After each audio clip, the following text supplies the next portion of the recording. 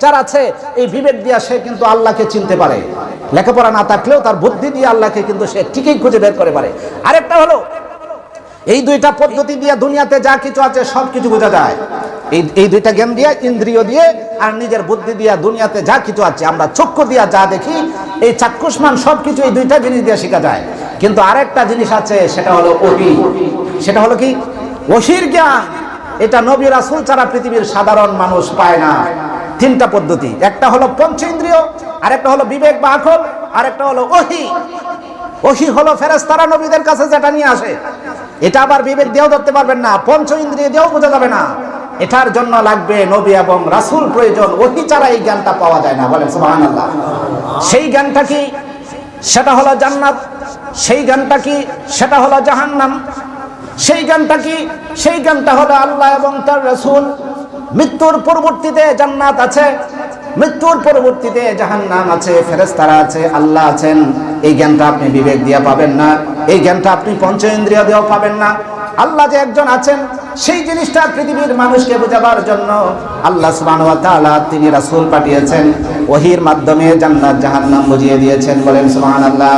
ওহী যেখানে আকল এবং বিবেক, যেখানে পঞ্চ ইন্দ্রিয় গিয়া পরাজিত হয়ে যায়, আর কাজ করে না, সেই জায়গাটা বোঝার জন্য ওহীর প্রয়োজন হয়ে যায়। সেই জায়গাটা আর জ্ঞান দিয়া হয় না। বলেন সুবহানাল্লাহ। এই জন্য আল্লাহ সুবহানাহু ওয়া তাআলা যুগে যুগে অসংখ্য নবী রাসূল পাঠিয়েছেন এই মানুষকে ওহীর জ্ঞানটা শেখাবার জন্য। তাহলে এই নবী রাসূলদের, আবার নবী রাসূলদেরকে পৃথিবীতে আল্লাহ কাউকে পাঠিয়েছেন শুধুমাত্র নবী বানিয়ে, আবার কাউকে নবী এবং রাসূল দুটিই বানিয়ে পাঠিয়েছেন। এবং আরেকটা হলো যে আল্লাহ সুবহানাহু ওয়া তাআলা রাসূল, আমাদের পৃথিবীতে অসংখ্য আসমানি কিতাব নাজিল হয়েছে, আপনারা জানেন। যেমন তাওরাত, জাবুর, ইনজিল, কুরআন। কুরআন কার কাছে নাজিল হয়েছে আপনারা জানেন? কুরআন কার কাছে নাজিল হয়েছে? বিশ্বনবী মুহাম্মদুর রাসূলুল্লাহ সাল্লাল্লাহু আলাইহি ওয়াসাল্লামের কাছে। এই কুরআনটা নাজিল হয়েছে আরশের লৌহে মাহফুজ থেকে।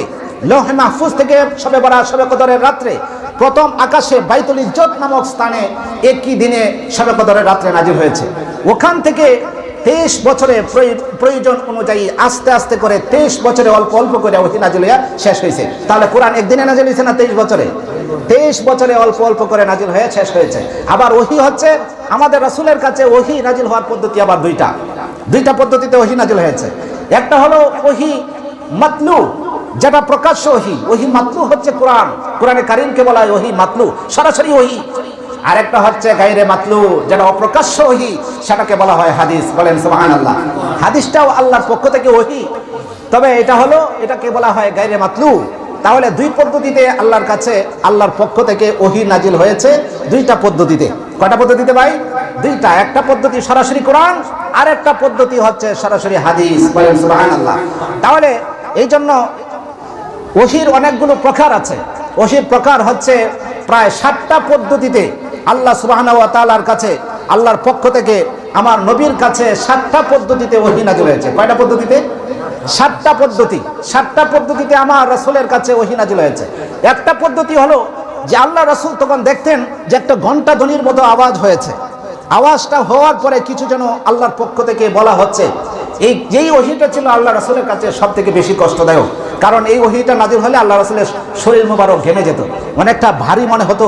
তাহলে এইভাবে আপনার বিশেষ করে এই ওহী নাজিলের পদ্ধতিটা ছিল। আরেকটা পদ্ধতি হচ্ছে ফেরেশতা জিবরাইল সরাসরি নিজের আকৃতি নিয়ে ওহী নিয়ে আল্লাহ রাসূলের কাছে আসতেন। আচ্ছা, যে ফেরেশতা ওহী নিয়ে আসতো, এই ফেরেশতার নামটা জানেন আপনারা? এই ফেরেশতা, যে ফেরেশতা ওহী নিয়ে আসা যাওয়া করতো, এই ফেরেশতার নাম হলো জিবরাইল। জিবরাইল আলাইহিস সালাম ওহী নিয়ে আসতেন। কিন্তু এখন যদি আপনাদেরকে বলি যে বলেন তো জান কবজ করার ফেরেশতার নাম কি, এটা মনে হয় সবাই জানে, এটা আজরাইল। এখন শিশু বাচ্চারা থেকে শুরু করে সবাই জানে যে জানটা কেলা কবজ করে, কিন্তু ওহীটা নিয়ে কেলা, এটা একটু ইখতিলাফ হতে পারে। উনি হলেন জিবরাইল। তাহলে সেই জন্য এটা হলো। আরেকটা হলো যে তিনি ফেরেশতা জিবরাইল নিজের আকৃতিতে না আইসা একজন সাহাবীর আকৃতি নিয়ে, সবসময় বেশি মানুষের আকৃতি নিয়ে ওহী নিয়ে আসতেন।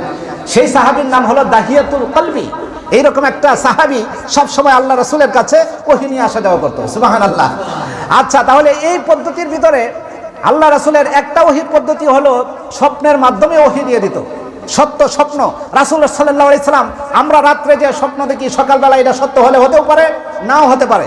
কিন্তু নবী রাসূলরা যেটা স্বপ্ন দেখে এটা স্বপ্ন না, এই নবী রাসূলদের স্বপ্নটাও পর্যন্ত ওহী। সুবহানাল্লাহ। রাত্রে যা স্বপ্ন দেখতেন সকালবেলায় দেখতেন তা সব হুবহু সবকিছু হচ্ছে।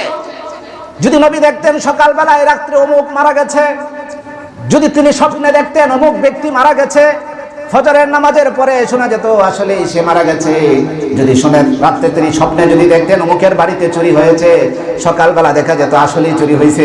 মানে যা দেখতেন বাস্তবে তাই পাওয়া যেত। তাহলে আমাদের স্বপ্ন আর নবী রাসূলদের স্বপ্ন এক নাকি? তাহলে স্বপ্নটাও নবী রাসূলদের স্বপ্নটাও ছিল কি ওহী। এটা আজকে বিস্তারিত বলা যাবে না, এটা আগামী জুমায় বলবো। তবে লাস্ট দিকে যেটা একটা হলো নবী রাসূলদের স্বপ্নটাও কি ওহী। মাঝে মাঝে নবীজিকে স্বপ্নে এরকম দেখানো হতো। বুখারী শরীফে একটা স্বপ্নের কথা বলা আছে, বুখারী শরীফের ৭০৪৭ নম্বর একটা হাদিস, এটা বলেই আমার আলোচনা শেষ করতে চাচ্ছি। আল্লাহ রাসূল বললেন ফজরের নামাজ পড়ে আল্লাহ রাসূলের চিরাচরিত নিয়ম ছিল সাহাবাই কেরামকে বলতেন যে তোমরা কি কেউ কোনো স্বপ্ন দেখেছো? তখন বলতো আল্লাহ রাসূল আমি স্বপ্নে দেখেছি এটা। আরেকজন সাহাবী বলতো যে আমি স্বপ্নে দেখেছি এটা। তখন আল্লাহ রাসূল সাল্লাল্লাহু আলাইহি ওয়াসাল্লাম স্বপ্ন ব্যাখ্যা করে দিতেন। সব থেকে বেশি স্বপ্ন ব্যাখ্যাবিদ ছিল হযরত ইউসুফ আলাইহিস সালাম। ইউসুফ আলাইহিস সালাম সুন্দর সুন্দর স্বপ্নের ব্যাখ্যা দিতে পারতেন। তারপরে আপনার নবী রাসূলদের ভিতরে আমাদের নবী বিশ্বনবী মুহাম্মদ সাল্লাল্লাহু আলাইহি ওয়াসাল্লাম তিনিও স্বপ্নের ব্যাখ্যা করেছেন। আরেকজন স্বপ্ন ব্যাখ্যাবিদ ছিল আল্লামা মুহাম্মদ ইবনে শিরিন। তিনি নবী রাসূল ছিলেন না, কিন্তু স্বপ্ন ব্যাখ্যাবিদ ছিলেন। তিনিও স্বপ্নের ব্যাখ্যা করতেন। এভাবে নবী রাসূলদের মধ্যেও ছিল, আলেম ওলামাদের মধ্যেও ছিল। আল্লামা মুহাম্মদ ইবনে শিরিনের কাছে এক সময় একজন ব্যক্তি এসে বলছে যে হুজুর আমি স্বপ্নে দেখেছি আমার ঘরটা আগুন লাগিয়ে পুড়ে গেছে। তখন নবীজি মানে মুহাম্মদ ইবনে শিরিন বললেন যে তোমার প্রচুর ধন সম্পদ হয়ে যাবে। সুবহানাল্লাহ। আর ঘর দেখছে আগুন লাগিয়ে পুড়ে গেছে, উনি ব্যাখ্যা দিছে ধন সম্পদ বাইরে যাবে। কেমন না বিষয়টা? এটা বুঝতে একটু খারাপ লাগে না যে এটা কিভাবে সম্ভব? 6 মাস পরে একই রকম স্বপ্ন আর একজনে দেখে কইতেছে যে হুজুর আমি স্বপ্নে দেখছি আমার ঘরে আগুন লাগছে। কয় যে আসলে অচিরেই তোমার সবকিছু ধ্বংস হয়ে যাবে। বলেন নাউজুবিল্লাহ। স্বপ্ন একটা কিন্তু অর্থ দুইটা। তখন তার একান্ত একজন ছাত্র বলছে যে হুজুর স্বপ্ন একই কিন্তু ব্যাখ্যা তো করলেন আপনি দুইটা, দুই ধরনের ব্যাখ্যা হয়ে গেল, এটা কেমন? তখন তিনি বললেন যে দেখো প্রথম যে ব্যক্তি বললো স্বপ্নের কথা বললো আইসা আমাকে যে স্বপ্নে দেখছে আগুন লাগিয়ে ঘর লাগছে, ঘর লাগিয়ে পুড়ে গেছে সব আগুনে। তাহলে সেই সময়টা কি ছিল? যে সেই সময়টা শীতকাল ছিল। শীতকালে তো আগুন দেখা খারাপ না, ভালো জিনিস, শরীরের মধ্যে শান্তি লাগে। এই স্বপ্নের মাধ্যমে বোঝা গেছে তার সম্পদ ধন সম্পদ বাইরে যাবে। সুবহানাল্লাহ। আরেকবার কইলো যে স্বপ্নে দেখছি ঘরে আগুন লাগিয়ে পুড়ে গেছে। কই দিন নাকি তা আছে গরমের দিন। গরমের দিন আগুন ভালো না খারাপ? খারাপ। এই জন্য এই স্বপ্নের ব্যাখ্যা হলো যে অচিরেই তার ধন সম্পদ নষ্ট হবে। তাহলে স্বপ্ন একই কিন্তু ব্যাখ্যা আলাদা। যার কারণে একজনের স্বপ্নে দেখছে মরে গেছে গা, এই ব্যাখ্যা দিন না যে হ্যাঁ আসলেই তুমি মরবা। কারণ আলেম ওলামা ছাড়া স্বপ্নের ব্যাখ্যা কেউ করতে, আবার কেউ কেউ জঘন্য কিছু দেখলেও কয় যে না বালা দেখছো, এটি বেগ টেনে বেশি কয়। নিজের দেখলে মরে রয়, নিজের স্বপ্ন অন্যের কান্দে চাপাই দিছে। এরকম আমাদের পেটেন আছে না নাই? এইরকম স্বপ্ন ব্যাখ্যা এটা আলাদা বলবো। তাহলে আল্লাহ রাসূল একদিন বলছে যে তোমরা তো সব সময় স্বপ্ন বলো, আজকে আমি একটা স্বপ্ন দেখছি, আমার স্বপ্নটা তোমাদেরকে শোনাবো। সুবহানাল্লাহ। এটা বুখারী শরীফের হাদিসে আছে। বিশ্বনবী বলেন আমি আজকে একটা স্বপ্ন দেখেছি, তোমাদেরকে বলবো, তোমরা শুনবে আর আমি ব্যাখ্যা দেব। সুবহানাল্লাহ। আল্লাহর নবী বলেন আমি স্বপ্নে দেখলাম দুজন ফেরেশতা সাজা পোশাক পরে আমার সামনে এসেছে। এসে বললেন আল্লাহ রাসূল চলুন আমাদের সাথে, আপনাকে সাথে নিয়ে যাব। ফেরেশতারা আমাকে নিয়ে চললো। যেতে যেতে অনেক দূরে গেল। আমার কাছে মনে হচ্ছে এটা যেন জাহান্নাম। জাহান্নাম ঘুরিয়ে ঘুরিয়ে দেখাচ্ছে। তিনি দেখলাম জাহান্নামের ভিতরে কিছু মানুষ শুয়ে আছে, সারি সারি শুয়ে আছে মাটিতে। আরেকটা মানুষ বিশাল বড় একটা পাথর নিয়েছে, মাটিতে শায়িত ব্যক্তিদেরকে এই পাথর দ্বারা মাথার ভিতরে আঘাত করছে, আর মাথাটা ভেঙে ছুঁড়ে ছিটকে গিয়ে মগজটা দূরায় গিয়ে পড়ছে। মানে ডিম মাটিতে ফেলে দিলে, ফাক্কার মাঝে ডিম পালাইলে কুসুমটা যেমন ছিটকে গিয়ে দূরে পড়ে, এইরকম ভাবে মাথায় পাথর দ্বারা আঘাত করে মগজটা ছিটকে গিয়ে অনেক দূরে পড়ে। আবার এই পাথরটা আনা হয়, এই আনতে আনতে মাথাটা আবার ঠিক হয়। এইভাবে ওদেরকে শাস্তি দেওয়া হচ্ছে। আল্লাহর নবী বললেন যে ভাই ওরা কারা, কেন এবার শাস্তি দেওয়া হচ্ছে? বিশ্বনবী যখন এই প্রশ্ন করলেন, সঙ্গীদয়ের সাথে থাকা ফেরেশতারা বললেন হুজুর এরা আর কেউ নয়, এরা হচ্ছে আপনার উম্মতে মুহাম্মাদি। এদের অপরাধ কি? যে ওদের অপরাধ দুইটা। কয়টা অপরাধ? একটা অপরাধ এরা কোরআনে কারীম শিখেছিল, কোরআনে কারীম শিক্ষা করেছিল, কিন্তু কোরআনের উপর আমল করে নাই। মা বাবা কোরআন শরীফ পড়িয়েছিল, কিন্তু কোরআনে কারীম কোনো হাত দিয়ে কোনোদিন পড়ে নাই। কোরআনকে তারা সরিয়ে দিয়েছিল। কোরআন ঘরের ভিতরে ছিল, কিন্তু কোরআনকে কোনোদিন চুমো দেয় নাই। কোরআনকে সকাল সন্ধ্যা কোনোদিন তেলাওয়াত করে নাই, এই জন্য একটা অপরাধ। 2 নম্বর অপরাধ, এরা নামাজ না পড়ে ঘুমায় যাইতো, অলসতা করতো, এশার নামাজ না পড়ে ঘুমাইতো। কোরআন শিখছিল, কোরআন ভুলে গেছে, আর নামাজে রক্ত হইলে নামাজ অলসতা করে ছেড়ে দিত। এই জন্য যে কতদিন শাস্তি দিবে, যাদেরকে কিয়ামত পর্যন্ত শাস্তি দেওয়া হবে, বলেন নাউজুবিল্লাহ। এটা এটা এটা কি সরাসরি না স্বপ্ন? তো স্বপ্ন, নবীদের স্বপ্ন কি মিথ্যা না সত্য? সত্য, বাস্তব ঘটনা বলছে। আরেকটা স্বপ্ন দেখলাম, এটা হলে আমার আলোচনা শেষ করছি, যে আরেকটা স্বপ্ন দেখলাম যে মানুষের হাতের নখগুলো তামার তৈরি, অনেক লম্বা, এই লম্বা নখ তামার তৈরি, আগুনের তৈরি। ফেরেশতারা, মানুষটা দাঁড়িয়ে আছে আর ফেরেশতারা এই আগুনের তৈরি নখ দ্বারা তার মুখটাকে এবং বুকটাকে খামছা দিয়ে ছেড়ে দিচ্ছে। মানে নখ দ্বারা এভাবে খামড়ে খামড়ে তার চামড়াগুলো এবং গুস্তগুলো, হাড্ডিগুলো আলাদা করে ফেলছে। যে ওরা খারাপ, এদেরকে এভাবে কেন শাস্তি দেওয়া হচ্ছে? ফেরেশতা বললেন, এরা হলো আপনার উম্মতে মুহাম্মাদীর মিথ্যাবাদী উম্মত, এরা হলো নিন্দুক।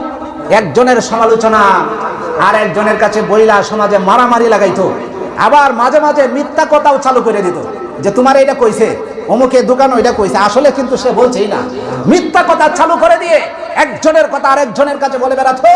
এরা হচ্ছে আপনার উম্মতে মুহাম্মাদীর মিথ্যাবাদী, এরা হলো নিন্দুক। সমাজটাকে, একটা শান্তিপূর্ণ সমাজকে বিশৃঙ্খলা ঘটাবার জন্য এইরকম একটা দুষ্ট মানুষের যথেষ্ট। চিল্লায় বলেন ঠিক কিনা?